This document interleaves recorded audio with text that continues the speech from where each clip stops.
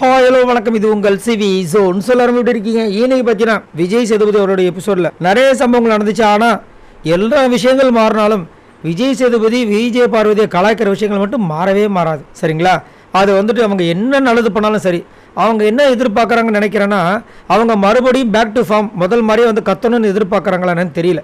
ஏன்னா அப்பேற்பட்ட கமருதீனை கூட இன்றைக்கி பாராட்டிட்டாரு. ஆனால் விஜய் பார்வதியை பாராட்டுறதுக்கு மனசு வரல.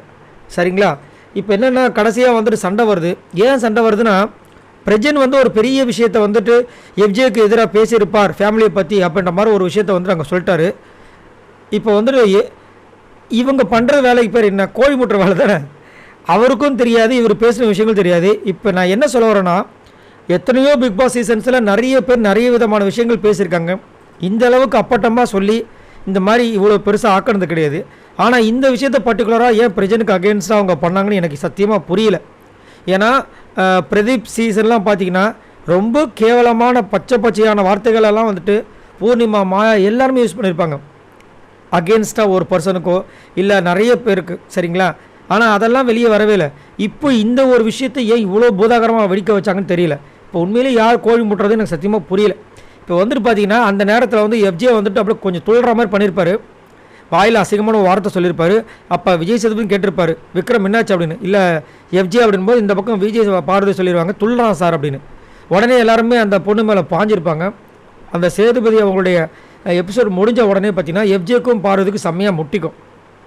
அதுலேருந்து என்ன சொல்லுவார்னா, நீ வந்துட்டு ஏதோ அசிங்கமாக அவர் வந்து ஏதோ அசிங்கமாக பேசியிருக்காரு, நீ முதல்ல இந்த மாதிரி பேசாத, அதை நிறுத்து, அதை தான் நான் சொல்கிறேன், அது தப்புன்னு தான் சொல்கிறேன் அப்படின்னா, இதே நீ உங்கள் அப்பா அம்மாவை வந்து பேசி வச்சுக்க, நீ முதல்ல உட்காந்துருக்க கூட மாட்டேன். சரியா? போன வாரம் எஃப்ஜேவாக இருந்திருந்தேன்னா இந்நேரம் இவ்வளோ தூரம் நான் பேசியிருக்கவே மாட்டேன்ற மாதிரி ஒரு மாதிரி பேசுகிறாரு. எவனுக்கு எனக்கு பயம் இல்லைன்றாரு. டேய், இப்படி தான் முதல்ல வார்த்தை விடன்னு சொல்கிறான்னு சொல்லிட்டு அவங்க திரும்பவும் வந்து அவருக்காக தான் பேசுகிறாங்க. திரும்ப அவர் என்ன பண்ணுறாரு, இவ்வளோ பேசுகிறாங்கல்ல, எங்கள் ஏரியாவில் வந்துட்டு எங்கள் அப்பாவை வேணும்னு சொல்லிட்டு போட்டோம் அப்படின்றாரு. அதுக்கப்புறம் அவங்களுக்கு தெரிஞ்சிருச்சு நீ வந்துட்டு எப்பேற்பட்ட கோழி முட்டின்னு சொல்கிறாரு. அவங்க சொல்லிட்டாங்க, சாதாரணமாக சொல்கிறேன், டே உங்களை ஏற்றி விடுறதும் இறக்கி விடுறதும் என்னோடய வேலை இல்லைடான்ட்டு முடிச்சிட்டாங்க. ஏன்னா விஜய் சேதுபதி சொன்னார் பார்த்தீங்களா, உங்களால் தான் வந்துட்டு அவங்களாம் வந்துட்டு ஆடிட்டுருக்காங்க, நீங்கள் மகுடி மாதிரி வாசிக்க அவருக்கு வந்து பாம்பமாக ஆடிட்டுருக்காங்க, அதை பூச்சிக்கிட்டாங்க. ஆனால் உண்மையிலேயே நடந்துச்சான்னு கேட்டிங்கன்னா கிடையாது. அது சாண்ட்ராவோட மனசுக்கும் திவ்யாவோட மனசுக்கும் கிளியராக தெரியும், பிரஜனுக்கும் தெரியும். என்னத்த சொல்கிறது? நீங்கள் உங்களோட கருத்துக்களை சொல்லுங்கள். இப்போ இந்த மாதிரி ஒரு விஷயத்தை கொளுத்தி போட்டு இப்போது பாதி வீடு இல்லை முக்கால்வாசி வீடு திரும்ப வந்து என்ன பண்ணுவாங்கன்னா, சாண்ட்ராவும் திவ்யாவும் பண்ணதுக்கெல்லாம் பின்னாடி விஜய் பார்வதி ஏற்றி விட்டுருக்கா போலன்னு நினைக்க போகிறாங்க. இதை பற்றி உங்களோட கருத்துக்களை சொல்லுங்கள். பாய் நண்பர்களே.